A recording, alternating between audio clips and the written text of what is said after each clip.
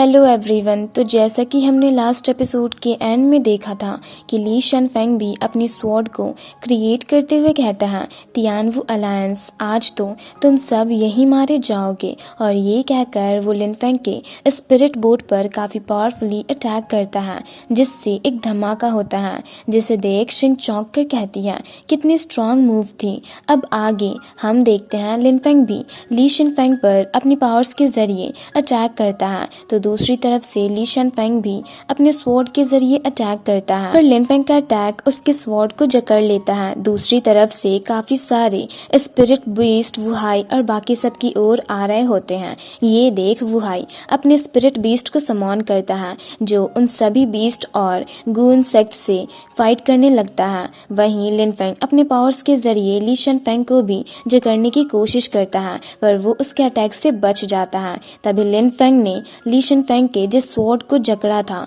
वो डिस्ट्रॉय हो जाता है, जिससे एक धमाका होता है और ली शनफेंग भी पीछे की ओर चला जाता है। तो उसके बंदे उससे कहते हैं, लीडर आप ठीक तो हो। जिस पर ली शनफेंग उन्हें लिनफेंग के उस अटैक के बारे में बताते हुए कहता है कि ये काफी अजीब सी पावर्स है जो सामने आ रही चीजों को जकड़ ले रही है। ये सुनकर उसके बंदे कहते हैं, तो अब हम क्या करें। तो ली शनफेंग उन्हें बताता है कि कुछ नहीं, हमें बस दूर से ही उस पर अटैक करना होगा, यही तुम सब के लिए एक एडवांटेज है। जिसे सुनकर वो सभी लिनफेंग पर अटैक करने जाते हैं और अपनी अपनी पावर्स को शो करते हुए एक फॉर्मेशन क्रिएट करते हैं और एक साथ मिलकर उसमें अपनी पावर्स का यूज करते हैं, जिससे एक बहुत बड़ा सा ड्रैगन स्पिरिट समॉन होता है और जोर से दहाड़ता है। तो ली शनफेंग भी कुछ ब्लेड्स के जरिए काफी पावरफुली लिनफेंग पर अटैक करता है। ये देख लिनफेंग भी अपने फोनिक्स को समॉन करके उनके क्लोन्स क्रिएट करता है और उसके अटैक को ब्लॉक करने लगता है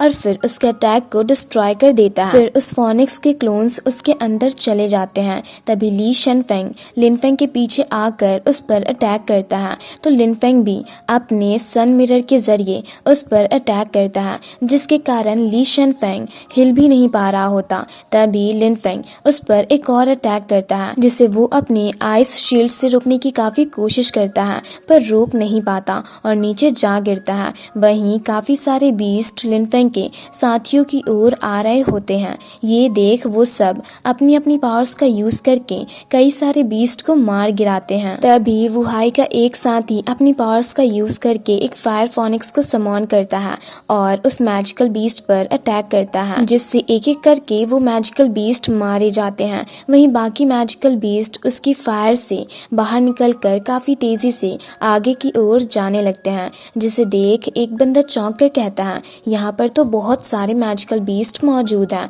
अब हम क्या करें। दूसरी तरफ एक और बंदा उन पॉइजनस वर्म्स को देख हैरान होता है और कहता है, इतने सारे पॉइजनस वर्म्स यहाँ पर मौजूद हैं कि मैं उनके खिलाफ मुकाबला भी नहीं कर सकता।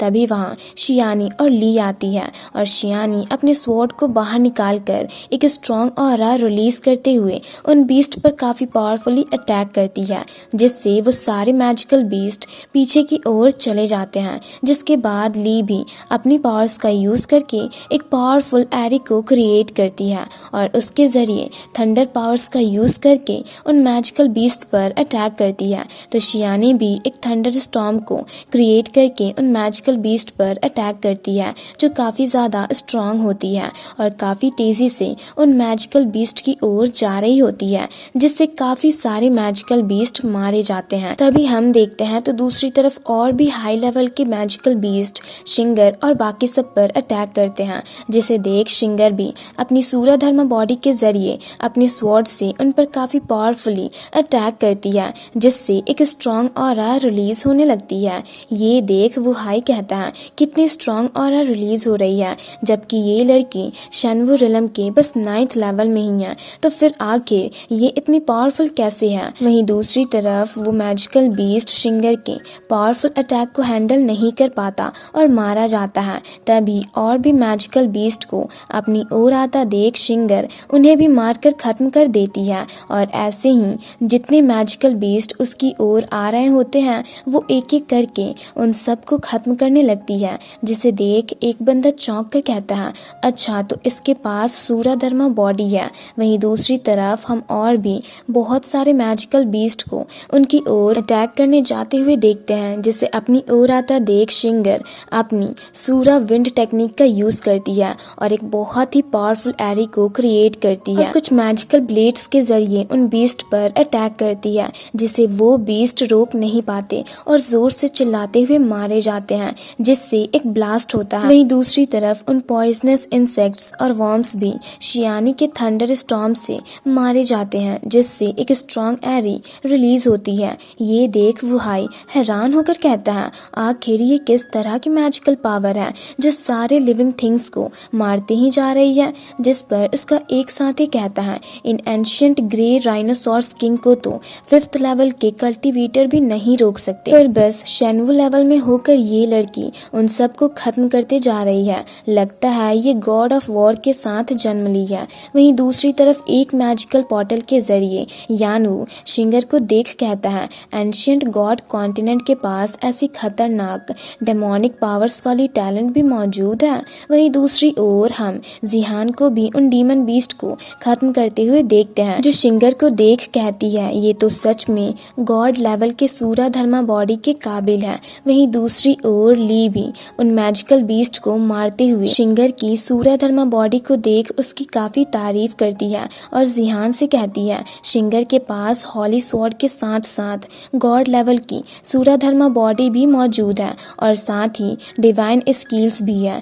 और जब सिंगर निर्वाणा रिलम में एंटर करेगी तो उसके बाद पता नहीं कोई इसके साथ compete करके इसे हरा भी पाएगा या नहीं। वहीं दूसरी ओर वू शियान यिंग भी अपनी पावर्स का यूज करती है और वाटर बॉल्स को स्वॉर्ड में कन्वर्ट करके उन मैजिकल बीस्ट पर काफी पावरफुली अटैक करती है, जिससे एक एक करके वो सारे मैजिकल फायर फोनिक्स मरने लगते हैं। जिसके बाद वू शियान यिंग अपनी पावर्स के जरिए एक मैजिकल पोर्टल को क्रिएट करती है, जिसके अंदर से काफी सारे चेन्स बाहर निकलकर उन मैजिकल बीस्ट की ओर जाने लगते हैं, जिसे देख शू याओ उसकी काफी तारीफ करते हुए कहती है, ये तो सच में बेई हाई की प्रिंसेस होना डिजर्व करती है। तभी शिंग भी ऊपर की ओर जाकर अपनी पावर्स के जरिए उन मैजिकल बीस्ट पर अटैक करती है और शू याओ की बातें सुनकर वो भी वू शियान यिंग की काफी तारीफ करते हुए कहती है, उनके पास 9th ग्रेड का हॉली लेवल का मार्शल स्पिरिट है, साथ ही उन्होंने डिवाइन स्किल्स को भी हासिल कर लिया है, जिसे कोई आम कल्टीवेटर हरा नहीं सकता। वहीं दूसरी तरफ यानयू भी वू शियान यिंग को देख कहता है, ये तो उन तीनों से भी ज्यादा स्ट्रॉन्ग है, साथ ही ये लोग डिवाइन मार्शल रिलम के कल्टीवेटर से भी कहीं ज्यादा पावरफुल है। लगता है अब हमें अपनी ट्रू पावर्स का यूज करना ही होगा इन सब को खत्म करने के लिए। वहीं दूसरी तरफ हम देखते हैं कि ली शन फेंग के साथ फाइट करने के कारण काफी ज्यादा घायल हो गया होता है। तभी लिन फेंग अपनी पावर्स का यूज करके अपने फोनिक्स को समॉन करता है और ली शन फेंग पर काफी पावरफुली अटैक करता है और ली शन फेंग को एक केज में कैद कर देता है, जिसे देख ली शन फेंग भी अपनी पावर्स के जरिए एक एरी क्रिएट करता है और अपने स्वॉर्ड से उस फोनिक्स पर काफी पावरफुली अटैक करता है। पर उसके अटैक से लिन फेंग के फोनिक्स एक खरोच भी नहीं लगती, बल्कि ली शन फेंग खुद पीछे की ओर चला जाता है और चौंक कर कहता है, मेरी स्वॉर्ड ऑलरेडी निर्वाणा रिलम के 8 लेवल के कंपैरेबल है, फिर भी मैं इसको डिस्ट्रॉय क्यों नहीं कर पा रहा। आखिर ये किस तरह की मैजिकल पावर है। और फिर वो गुस्से से एक पावरफुल स्वॉर्ड के जरिए लिन फेंग के केज पर काफी पावरफुली अटैक करके उसे डिस्ट्रॉय कर देता है, जिसकी इतनी स्ट्रॉन्ग ऑरा रिलीज होती है कि वो लिन फेंग की ओर भी जाने लगती है, पर लिन फेंग उससे बच जाता है। तभी उसकी ग्रेवयार्ड स्पिरिट ली शन फेंग के हाथों में वो स्वॉर्ड देख उसे बताती है कि ये एक फॉरबिडन वेपन है जो कि एंशियंट पावर्स को कंटेन करती है, जिसे सुनकर लिन फेंग हैरान होकर कहता है, एंशियंट पावर्स। तभी हम देखते हैं ली शन फेंग अपने स्वॉर्ड के जरिए अटैक करके लिन फेंग के चारों तरफ एक शील्ड क्रिएट करता है और उसे उसमें कैद कर देता है। और इसी के साथ ये एपिसोड यहीं पर खत्म होती है। तो अगर आप लोगों को ये वीडियो अच्छी लगी तो वीडियो को लाइक और चैनल को सब्सक्राइब कर दें।